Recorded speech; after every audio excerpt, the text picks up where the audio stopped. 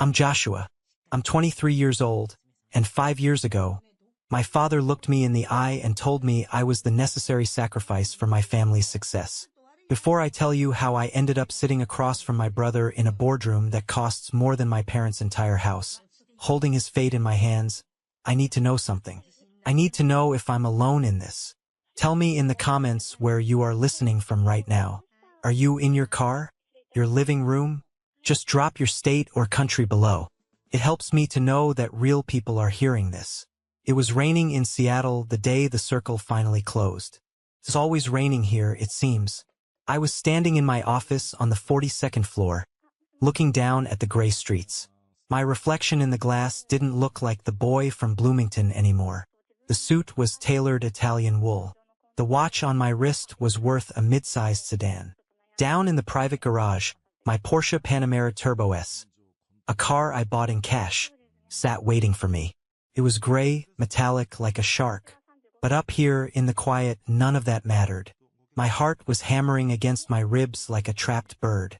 Sarah, my head of HR, had buzzed me 5 minutes ago. "He's here, Mr. Avery. He's in the waiting room." I had told her to make him wait. That's a power move, right? That's what CEOs do. But I wasn't making him wait to be cruel. I was making him wait because I couldn't breathe. To understand why a grown man, a CEO of a logistics empire called Titanflow, was trembling at the thought of an entry-level interview, you have to go back. You have to go back 5 years. You have to go back to a dinner table in Indiana that smelled like roast chicken and betrayal. I was 18. It was a Tuesday. In the Avery household, Tuesday was roast chicken night. My mother, Catherine, was a creature of habit. She believed that if the table looked perfect, if the napkins were folded and the water glasses were full, then the family was perfect. She was wrong.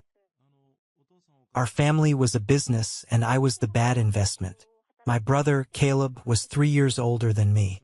He was the golden boy, the star quarterback in high school, the debate team captain, the one with the smile that made neighbors stop and say, "That boy is going places."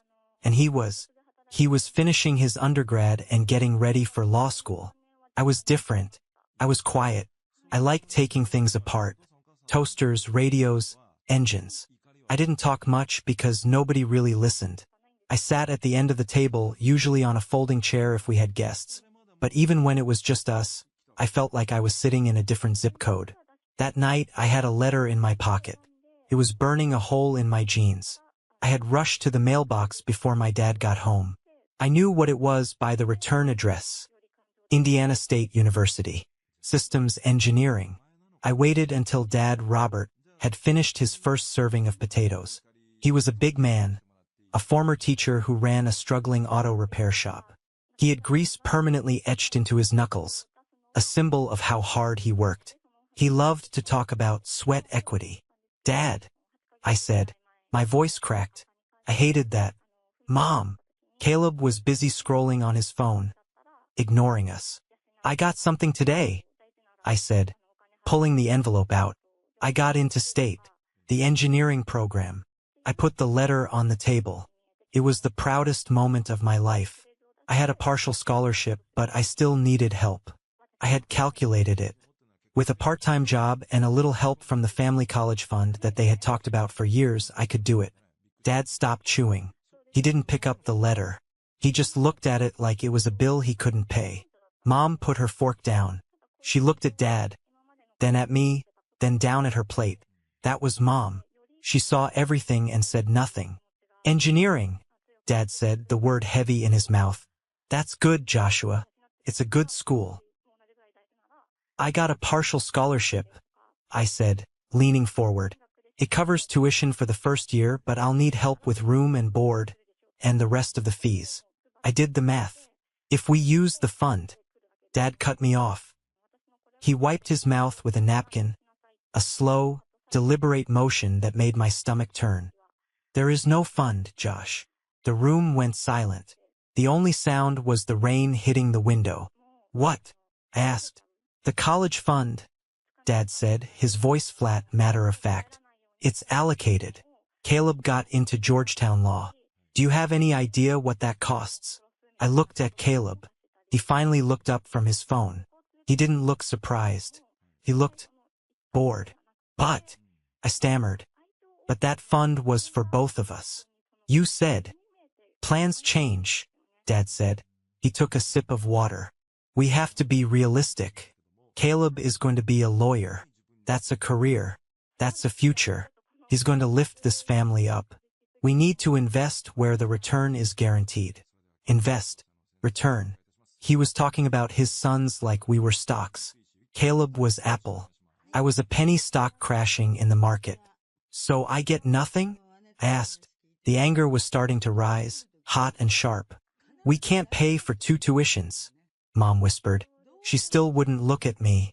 We just can't, Joshua. Your brother. His potential is just greater. I finished for her. Dad slammed his hand on the table. The silverware jumped. Don't you take that tone with your mother. You should be happy for your brother. He's gonna do great things. You can work at the shop. You can take classes at community college in a few years. You're young. You can wait. I don't want to work at the shop. I stood up. I want to go to school. I earned this. I worked my tail off for those grades. And who put the roof over your head while you studied? Dad stood up too. He was taller than me then. Intimidating. Who paid for the food in your belly? You are ungrateful. I'm not ungrateful. I'm asking for fair treatment, I shouted. You've never even asked what I want. It's always Caleb. Caleb's car, Caleb's clothes, Caleb's future. Because he deserves it. Dad roared. The truth finally came out. It hung in the air, ugly and naked. He deserves the future, Joshua. You're adequate. But we don't bet the farm on adequate. I looked at Caleb. Are you going to let him do this? You know this isn't right. Caleb shrugged. He actually shrugged. It's law school, Josh. It's a big deal. Don't be selfish. Selfish. Something inside me snapped. I didn't scream. I just looked at them. If I'm not worth investing in, then I guess I'm not worth feeding either. If you don't like the rules, Dad pointed to the door, you can leave. Tonight. You want to be a man? Go be a man. Go see how far fair gets you in the real world. He was bluffing. He had to be. Parents don't kick their kids out for getting into college. Fine, I said. I walked to my room. I packed a duffel bag. A few shirts, jeans, my laptop, the letter from Indiana State. My hands were shaking so bad I could barely zip the bag. I kept waiting for the door to open. I kept waiting for Mom to come in and say, "Stop. This is crazy." Nobody came. I walked back out to the living room. Dad was sitting in his recliner watching the news. Mom was in the kitchen, aggressively scrubbing a pot. Caleb was gone. Probably in his room, texting his girlfriend about his acceptance letter. I'm leaving, I said. Dad didn't look away from the TV. Leave the key on the table. I felt like I'd been punched in the gut. I put my house key on the side table. It made a small metal clink. That sound haunts me. It was the sound of my childhood ending. I opened the front door. The rain was coming down in sheets now. A real Indiana storm. Joshua, Mom's voice. I turned around, hope flaring up in my chest. She was standing there, wiping her hands on a dish towel. Her eyes were red. She walked over to me, but she didn't hug me. She reached into her apron pocket and pulled out a bill. A $20 bill. Wrinkled. Worn. She shoved it into my hand. Be independent, she whispered. Prove him wrong. She wasn't giving me money to survive. She was paying me to go away so she didn't have to deal with the conflict. She was buying her peace of mind for $20. That's it. I looked at the bill. That's what I'm worth? She stepped back and closed the door. I stood on the porch. The porch light flickered and died, leaving me in the dark. I looked at the window to the living room. I saw Caleb standing there, holding the curtain back. He was watching me. I waited for him to wave. To mouth, "I'm sorry." To do anything. He just let the curtain fall back into place. I walked down the driveway, the rain soaking through my hoodie in seconds. I had no car, no plan, $20 in my pocket. and a family that had just fired me from their lives. The first hour wasn't bad. Adrenaline is a powerful drug. I walked with purpose, fueled by anger. I'll show them, I thought. I'll become a millionaire. I'll come back and buy the whole town. But adrenaline fades. The cold does not. Bloomington at night, in the rain, is a different planet than the one you see from a car window. The sidewalks were slick. The streetlights reflected on the puddles like oil. By the time I reached the bus station downtown, my shoes were squishing with every step. The station was closed. The metal grate was pulled down. I sat on the bench under the small overhang. It offered almost no protection from the wind. I checked my phone. 14% battery. No messages. I took out the $20 bill Mom had given me. It was soaked. I tried to flatten it out on my knee, but it just tore a little at the corner. I stared at Andrew Jackson's face. He looked miserable. "Okay," I said to the empty street. "Okay." I didn't sleep that night. I shivered. A deep, bone-rattling shiver that starts in your spine and makes your teeth clack together. Every time a car drove by, I looked up, hoping it was Dad's truck, hoping he'd cool down and come to get me. No truck came. Day 2 was a blur of humiliation. I tried to buy a sandwich at a gas station. The clerk looked at my wet, torn $20 bill and shook his head. "Can't take that, kid. Machine won't read it." "It's legal tender," I argued, my voice raspy. "It's trash," he said. "Buy something or get out." I walked out. I drank water from a bathroom sink in a public park. I ate half a bag of stale chips I found on a bench. I slept behind a dumpster near a loading dock because the heat from the building vents blew out there. By the third night, the anger was gone. The fear was gone. There was only the fever. I had caught something. Pneumonia, probably. My chest felt like it was filled with broken glass. Every breath was a struggle. I was walking down a service road near the highway, trying to find a place where the wind wasn't cutting through me. I stumbled. My knees hit the gravel. I didn't have the strength to get up. I lay there, cheek against the wet asphalt. The rain felt warmer now. That was a bad sign. I knew that much from biology class. Hypothermia makes you feel warm before you die. I closed my eyes. I thought about the roast chicken. I thought about the way the house smelled like lemon cleaner.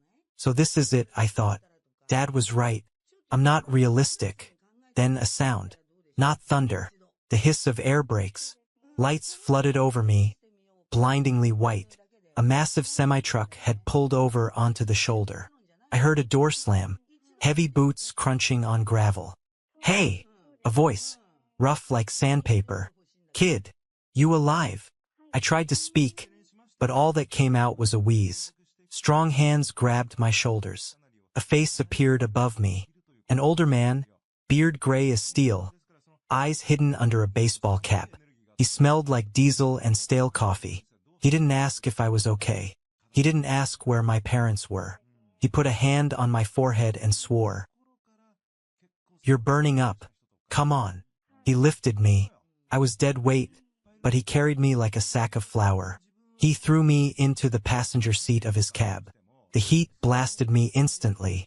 It hurt, actually. The thaw was painful. "Drink this."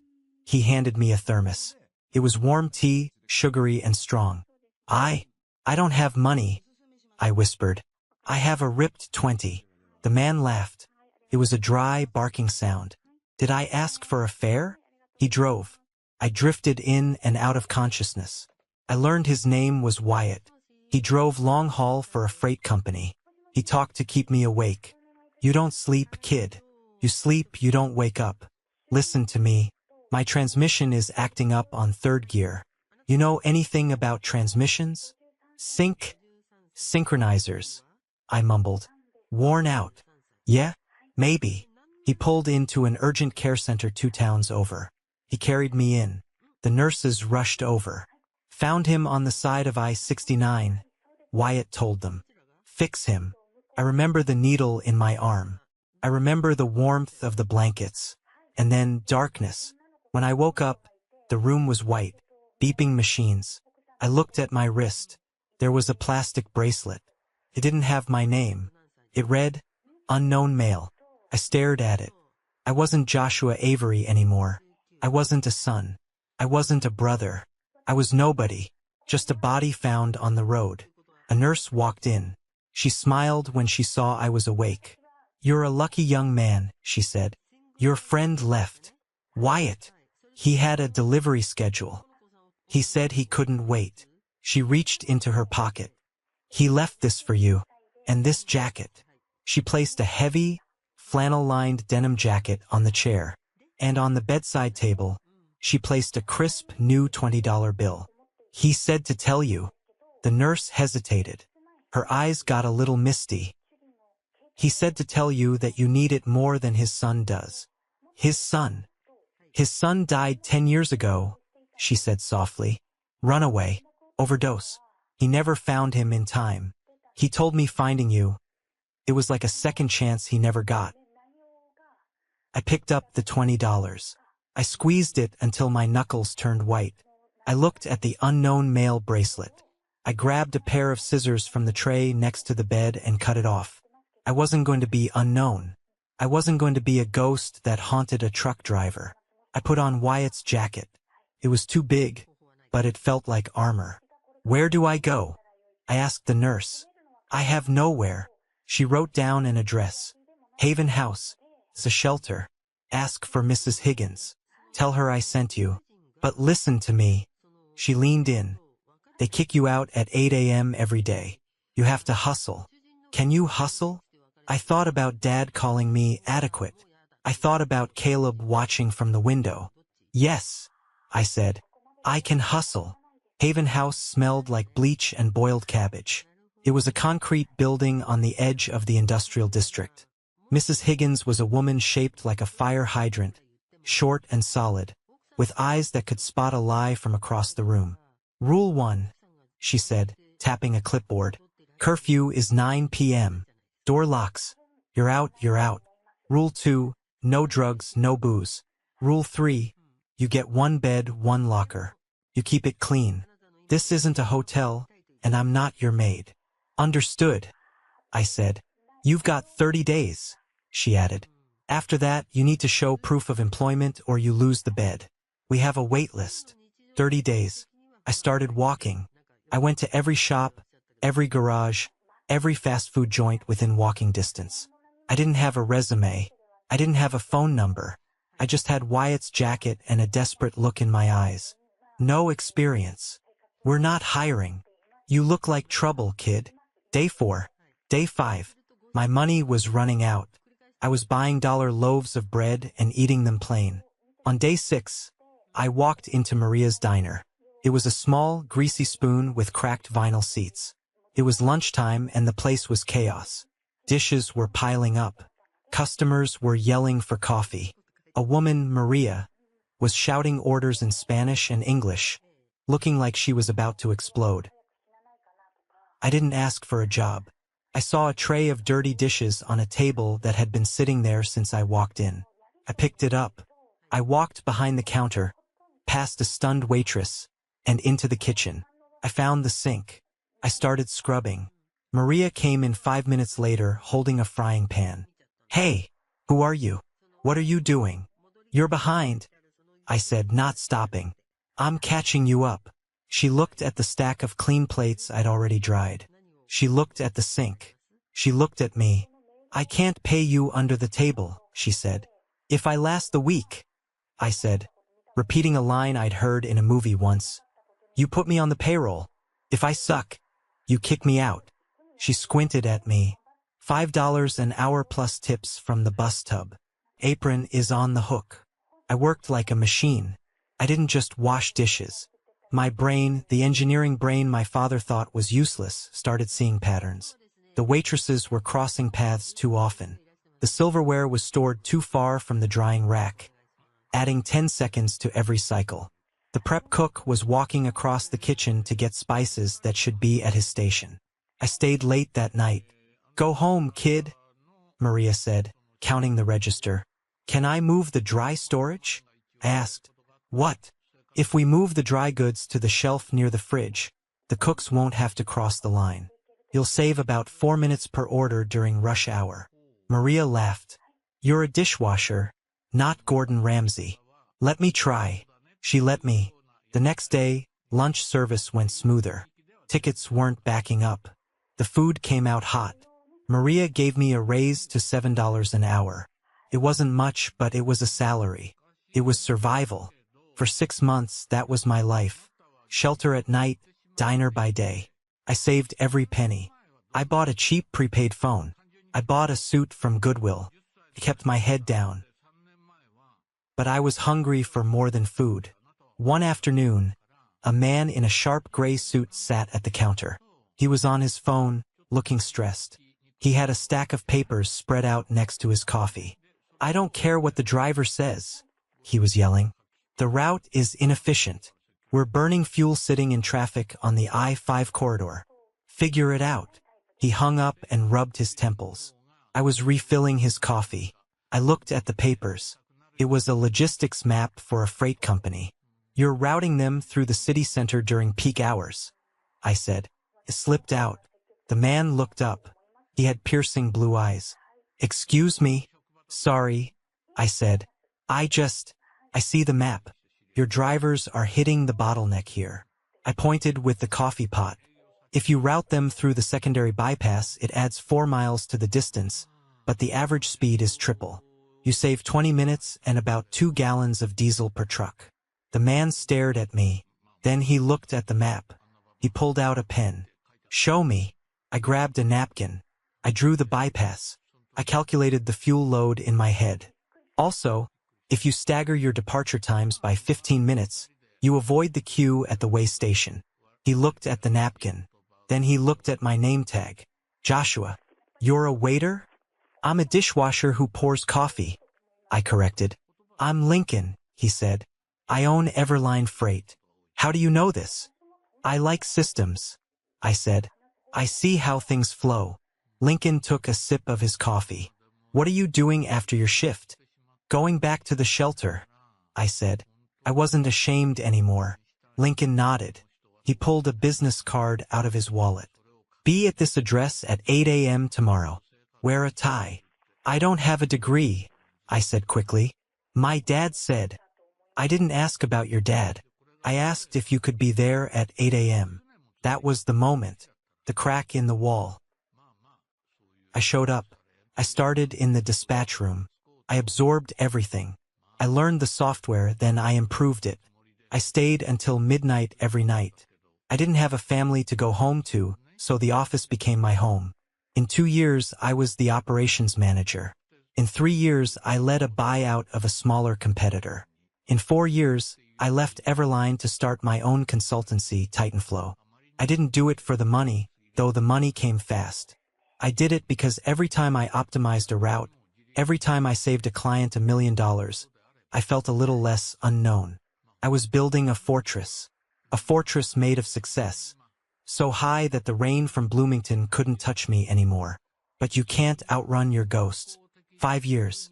That's 1,825 days. I sat in my office at Titanflow. The walls were glass. The furniture was minimal and terrifyingly expensive. On the wall behind my desk, I didn't have a diploma. I had a small shadow box frame. Inside it was the plastic hospital bracelet that said, "Unknown Male," and the crumpled $20 bill Mom had given me. Every client asked about it. I told them it was modern art. I was reviewing the quarterly projections. We were up 40%. Titanflow was becoming the gold standard in logistics consultancy. I had just closed a deal with Amazon. I looked out the window at the skyline. I was safe. I was powerful. But I was alone. I dated, sure. But I never let anyone close. How do you explain to a girl that your parents fired you? That you don't go home for Thanksgiving? That your inheritance was a $20 bill and a complex? My intercom buzzed. It was Sarah, my HR director. She was a tough woman, former military. Nothing rattled her. Josh, you need to see this resume. I'm busy, Sarah. Just hire the best candidate for the coordinator position. I think you need to see this one personally, she insisted. Her voice was odd, quieter than usual. She walked in and placed a folder on my desk. I opened it. Name, Caleb Avery. Address, Bloomington, Indiana. Education, Georgetown. Law, incomplete. Experience, bartender, retail associate, legal intern, 3 months. The world stopped spinning. Caleb, my brother, the golden boy, the future. I stared at the photo attached to the ID copy. He looked tired. His hairline was receding. There were bags under his eyes. He didn't look like the smug kid in the window anymore. He looked beaten. He's applying for the junior logistics coordinator role, Sarah said softly. It's an entry-level job. $45,000 a year. $45,000. I made that in a week. Does he know? I asked. Does he know I own this company? I don't think so, Sarah said. We rebranded last year, remember? Your name isn't on the logo, and you go by J. Avery on the website. No photo. I leaned back in my chair. My leather chair creaked. Why is he here? I whispered. He's supposed to be a lawyer. He's supposed to be rich. I turned to my computer. I did something unethical. I used my access to premium data brokers, tools we use to vet corporate partners, to look up my own family. The report loaded in seconds. Red text everywhere. Martin and Alana Avery. Foreclosure proceedings initiated on the Bloomington property. Credit score, 520. Caleb Avery, $150,000 in student debt. Judgments for unpaid credit cards. No bar association record. They were drowning. The investment had failed. The guaranteed return had crashed. I felt a surge of, was it joy? Vindication? No, felt like acid. It burned. He's in the lobby, Sarah said. He flew in for the open interview day. He's been waiting for 2 hours. I looked at the bracelet on the wall. Unknown male. I looked at the resume. Georgetown Law, incomplete. Bring him up, I said. My voice was cold, even to my own ears. Joshua, Sarah warned, if you're going to kill him, do it outside the office. I don't want the paperwork. I'm not going to kill him. I stood up and buttoned my jacket. I walked over to the window. I'm going to interview him. I watched the rain. I thought about the Porsche downstairs. I thought about the hungry kid sleeping behind the dumpster. Send him in. The door opened. I kept my back to him. I pretended to be looking at a file on the credenza. I needed a moment to compose my face. I needed to lock the little brother away and let the CEO take over. Good afternoon, a voice said. It was Caleb's voice, but stripped of all its arrogance. It was humble, nervous. Have a seat, I said, keeping my back turned. I heard the chair scrape against the floor. Thank you for seeing me, sir. I know my resume is a bit unconventional for this role. I turned around slowly. I was sitting in the shadow of the high-back chair. The lights in the room were dimmed for the presentation screens. He didn't see me clearly yet. He was looking at his hands, wringing them together. His suit was ill-fitting polyester. Cheap. Unconventional, I said, picking up his resume.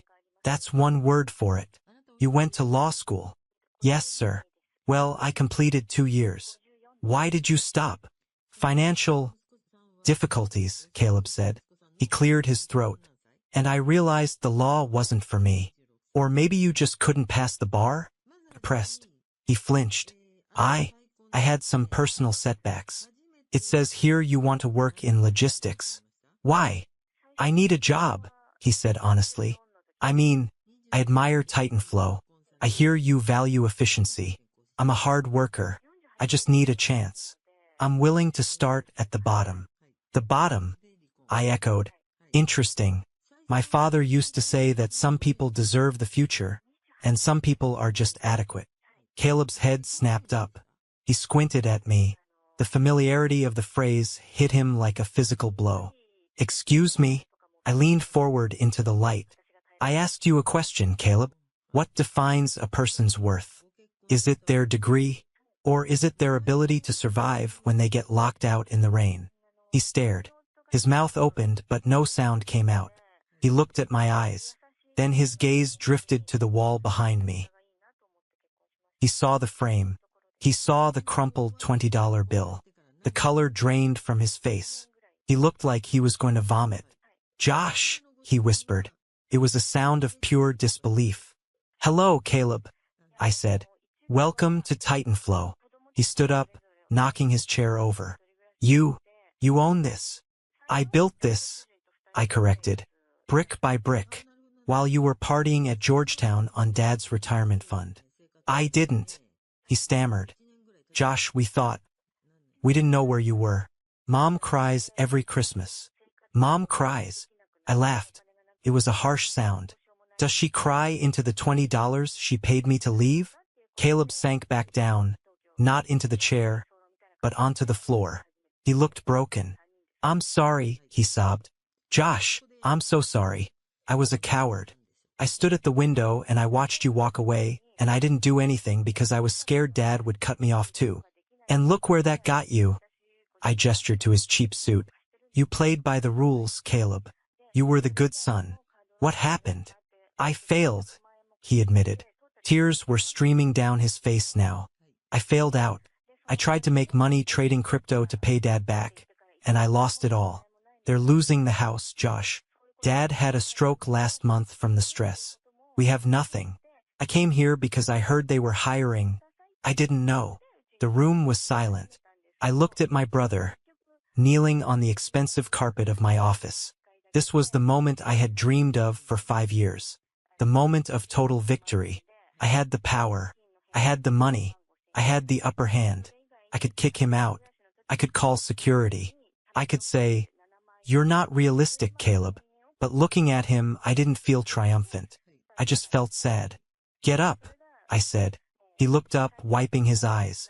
"Are you going to fire me?" "I haven't hired you yet." I walked over to the shadow box. I took it off the wall. I opened the back and pulled out the bracelet and the bill. I walked over to Caleb and held out the $20. "This is all I had," I said. "This and the clothes on my back. And you know what? It was the best thing Mom ever gave me, because it taught me that nobody is coming to save me." I placed the bill on the table between us. "You want a job?" I asked. He nodded frantically. "I don't hire brothers," I said. "I hire assets. Can you be an asset?"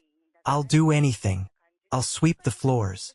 "Good, because you're not going to be a coordinator. You're going to start in the warehouse. Loading docks. Night shift. Minimum wage. No special treatment. If you're late once, you're fired. If you tell anyone who I am, you're fired." Caleb looked at me. For the first time in his life, he looked at me with respect. Not love, not pity. Respect. "Thank you," he said. "I won't let you down." "Don't do it for me," I said, turning back to the window. "Do it so you can buy your own damn house." Caleb left the office.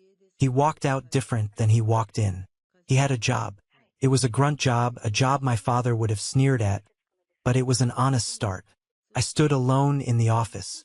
The adrenaline was fading, leaving me exhausted. I looked at the empty spot on the wall where the frame used to be. I had won. But the victory wasn't about seeing Caleb beg. It wasn't about the power trip. The victory was realizing that I didn't hate them anymore. Hate takes energy. Hate binds you to the person you hate. I didn't feel hate. I felt pity. They were trapped in a cage of their own making.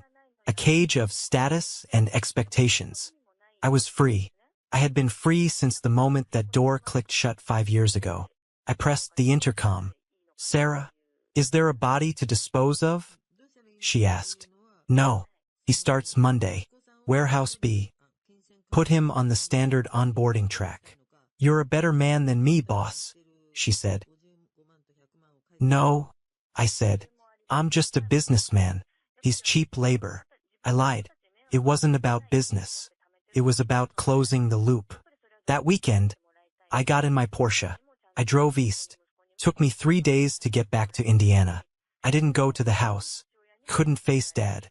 I wasn't ready to see him weak, and I certainly wasn't ready to hear him try to justify what he did. I drove to the bus station downtown. It looked exactly the same. The same peeling paint. The same metal bench. It wasn't raining this time. The sun was setting. casting long, golden shadows across the pavement. I sat on the bench. The metal was warm from the sun. I reached into my pocket and pulled out the $20 bill. The same one. I smoothed it out on my knee. Debt paid, I whispered. I left the bill on the bench. Maybe some other kid would find it. Maybe it would buy them a meal. Or maybe it would be their seed money for an empire. I walked back to my car. As I opened the door, my phone buzzed. It was a text from Caleb. Dad asked where I got the job. I told him I'm working for a guy who knows the value of sweat equity. He said, "Good. Mom says hi. She asked if you're happy." I looked at the text. Then I looked at the sunset reflecting off the hood of my Porsche. I typed back, "Tell her I'm realistic." I tossed the phone onto the passenger seat. I revved the engine. The sound was a deep, guttural roar that echoed off the brick buildings of my hometown. I didn't look back as I drove onto the highway. The rearview mirror showed the town shrinking, smaller and smaller, until it was just a speck on the horizon. I was Joshua Avery. I was the unknown male.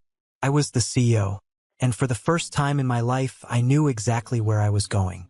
The drive back to Bloomington wasn't just a journey across state lines. It was a journey backward through time. When I crossed the heavy steel bridge that marked the town limits, my hands tightened on the leather steering wheel of the Porsche until my knuckles turned white. The car, a machine of precision engineering and ungodly cost, felt alien here. The suspension absorbed the potholes of County Road 9 with ease, but I could feel every single one of them in my chest. I hadn't been back in 5 years. Not for a holiday, not for a funeral, not even for a drive-by. I had treated Bloomington like a quarantine zone, a place where the infection of my past lived, and I was the only survivor who had made it out. The town looked smaller. That's the first thing you notice when you grow up and leave. The geography shrinks. The terrifyingly large high school looked like a cramped brick box. The massive downtown square was just 4 blocks of fading businesses. I rolled slowly down Main Street. The cinema was closed, boarded up with plywood that had grayed in the weather. Maria's diner was still there, though. I saw the neon sign buzzing in the window. I felt a phantom ache in my hands, remembering the hot water and the steel wool, scrubbing plates until my skin was raw. I almost stopped. I almost went inside to order a coffee and leave a $1,000 tip. But I didn't. I wasn't here for a reunion tour. I was here to bury a ghost. I turned onto Oak Street. The streetlights were just flickering on, casting long, orange shadows against the twilight. My heart began to hammer a rhythm against my ribs that no amount of deep breathing could calm. This was it, the physical location of my trauma. I pulled the car over about 3 houses down from number 402. I killed the engine. The silence that rushed into the cabin was deafening. I tinted the windows dark enough that nobody could see in, but I could see out perfectly. There it was, the house. It looked tired. The siding, which I remembered as a crisp, authoritative white, was now a dull, peeling gray. The gutters were clogged with leaves. Dead leaves from last autumn that nobody had bothered to clean. The lawn, which my father used to manicure with the precision of a surgeon, was patchy and overgrown with crabgrass. It was a shock. In my head, my father was a giant, a titan of industry in his own mind, a man who controlled the world with his voice. I expected the house to still look like a fortress. Instead, it looked like a tomb. I sat there for 20 minutes just watching. A light went on in the kitchen. I saw a silhouette move past the window. It was hunched over, slower than I remembered. Then the front door opened. My father, Martin Avery, stepped onto the porch. He was wearing his old work jacket, the one with the grease stain on the pocket that never came out. But he didn't fill it out anymore. He looked shrunken. He walked with a limp I didn't recognize, favoring his left hip. He was carrying a small bag of trash. He walked to the curb, his movements stiff and painful, and dropped the bag in the bin. He stopped and looked down the street. He looked right at my car. I held my breath, but he didn't see me. He saw a gray sports car, a spaceship from a world he didn't belong to, and he looked away. His eyes were dull. There was no fire in them, no judgment, just exhaustion. He looked like a man who had spent 5 years waiting for a ship that never came in.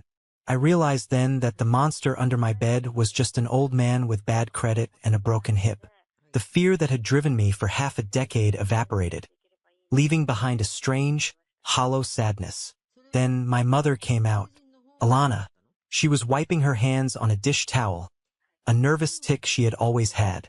She said something to Dad. He didn't answer. He just stared at the ground. She reached out and touched his arm. A tentative, fearful gesture. He flinched away, not aggressively, but with the weariness of someone who just didn't want to be touched. She looked so fragile. Her hair, once dyed a fierce auburn, was gray and pulled back in a messy bun. I reached for my phone. I don't know why I did it. Maybe I wanted to distract myself. Maybe I wanted to check my email, to remind myself that I was a CEO, not the shivering kid on the porch. I opened my social media app. Titanflow had a massive following now.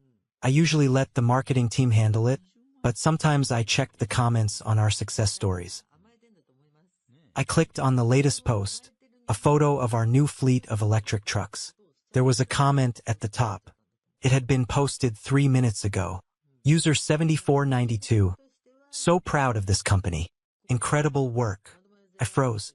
I had seen this user before. User 7492. They had no profile picture, just a default gray avatar. They had 0 followers. They followed only one account, Titanflow. They liked every post, every single one, for 5 years. When I announced our expansion into Asia, user 7492 commented, "Wonderful news."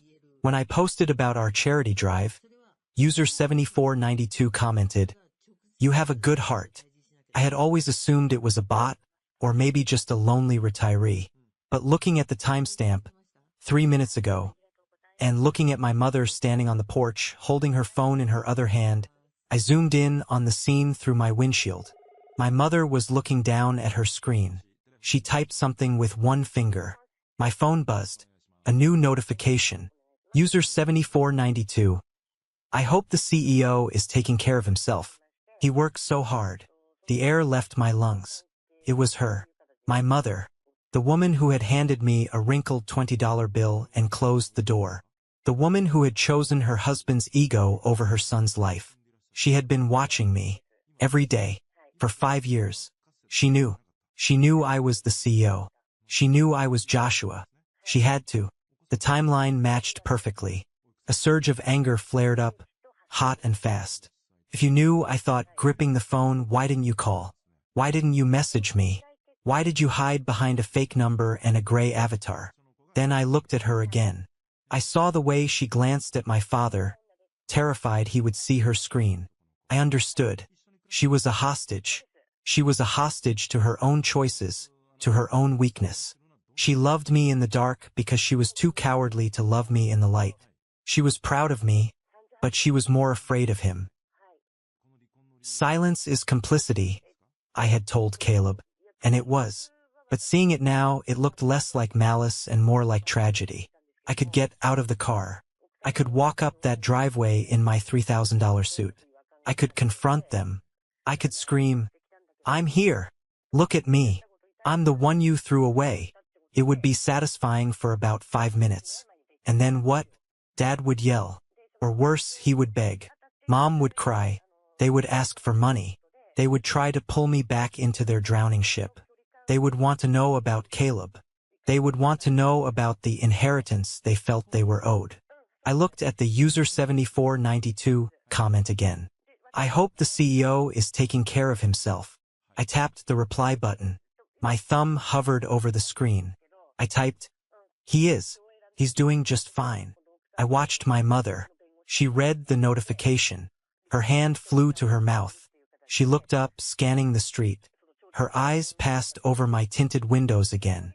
She didn't know it was me in the car, but she knew the message was for her. She lowered the phone and smiled. It was a sad, broken little smile, but it was real. That was enough. I put the car in gear. I didn't want a reunion. I didn't want their apologies. Apologies are just words, and words are cheap. Action is the only currency that matters. I pulled up my banking app. I had the account information for their mortgage holder. I had found it in the detailed credit report I ran on Caleb.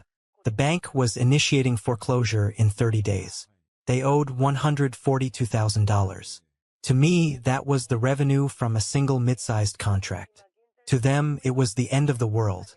I could let them lose the house. It would be poetic justice. The golden child gambled it away, and the failure let it burn. But I remembered the lesson I learned at the diner: systems over sentiment. If they lost the house, they would move in with Caleb. Caleb, who was currently working for minimum wage in my warehouse, trying to build a life. If I let them fall, they would crush him. And if they crushed him, I lost a good employee. I tapped transfer. Amount: $142,000 recipient. Bloomington First National Mortgage Servicing. Memo paid in full. Anonymous. I watched the processing wheel spin. Then the green check mark. I didn't do it for them. I did it so I never had to think about them again. I bought their safety so I could buy my freedom. It was a severance package. I released the parking brake. The Porsche purred to life, a low rumble that vibrated through the floorboards. I drove away slowly. I didn't look in the rearview mirror. I didn't need to. I knew exactly what was behind me. A house that was no longer a home, and two people who were no longer my parents, just characters in my origin story. I turned the corner, heading toward the one place in this town that actually mattered. The bus station hadn't changed. In a world that was constantly upgrading, renovating, and gentrifying, the Bloomington bus terminal remained a monument to stagnation. The same fluorescent light was flickering overhead, buzzing like a trapped insect. The same smell of diesel and stale urine hung in the air. I parked the Porsche in the shadows of the lot, away from the few wandering souls waiting for the 9 p.m. Greyhound to Indianapolis. I stepped out. The air was cool, but it wasn't raining. The sky was a bruised purple, fading into the black of night. I walked to the bench. The bench. The metal was cold against my hand. I ran my fingers along the edge. I remembered the exact texture of the rust. I remembered how hard the seat was against my spine when I tried to curl up and sleep. I remembered the despair that had felt heavy as lead in my stomach. I sat down. I was wearing a suit that cost more than my father made in 3 months. I had a phone in my pocket that could command a global logistics network. But sitting there, I felt the phantom weight of that wet hoodie. I closed my eyes and let the memory wash over me. The fear, the hunger, the feeling of being discarded like trash. "You made it," I whispered to the ghost of the 18-year-old boy sitting next to me. "You didn't die. You didn't break." I reached into my inner jacket pocket. I pulled out the bill, the $20. It was crisp now, preserved in the frame for so long, but the creases were still there. The deep folds where I had clenched it in my fist. I looked at it one last time. For years, this piece of paper had been my fuel. It was a symbol of everything I lacked, everything I was denied. It was my chip on the shoulder. But a chip on the shoulder is a heavy thing to carry uphill. And I was at the top of the mountain now. I didn't need the weight anymore. I placed the bill on the bench. I weighed it down with a small, smooth stone I found near the curb, so the wind wouldn't blow it away. It wasn't a lot of money, but it was a seed. Maybe someone would find it. Maybe a kid running away from home. Maybe a mother trying to buy a ticket to a safe place. Maybe a junkie needing a fix. It didn't matter. It wasn't mine anymore. "Debt paid," I said aloud. The words felt like a spell breaking. I stood up and walked back to the car. I felt lighter, physically lighter. I sat in the driver's seat, but before I started the engine, I made one phone call. I scrolled past the business contacts, past the lawyers, past the investors. I found a number saved simply as Wyatt. I hit dial. It rang 4 times. I was about to hang up, thinking he was on the road, when the line clicked. "Yeah." The voice was raspy, older, but unmistakable. "Wyatt," I said. "It's Joshua." There was a pause. A long silence filled with the static of a poor connection. "Joshua." Wyatt's voice softened. "The kid from I-69? Yeah, the kid from I-69. Well, I'll be damned. I thought you forgot about me.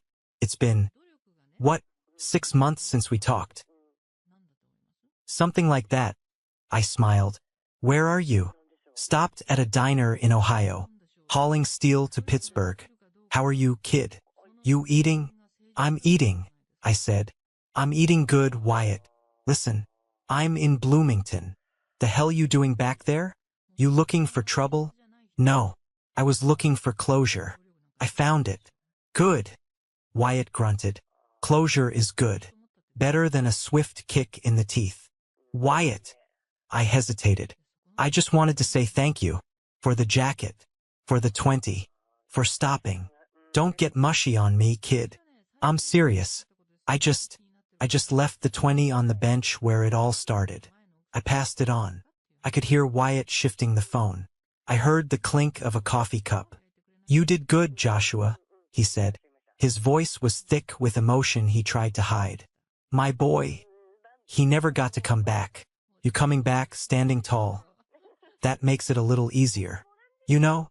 I know, I said. I'm sending you something, Wyatt. Check your bank account in the morning. Buy yourself a new transmission. Or a new truck. Or retire. Joshua, you don't have to. I know I don't. That's why I'm doing it.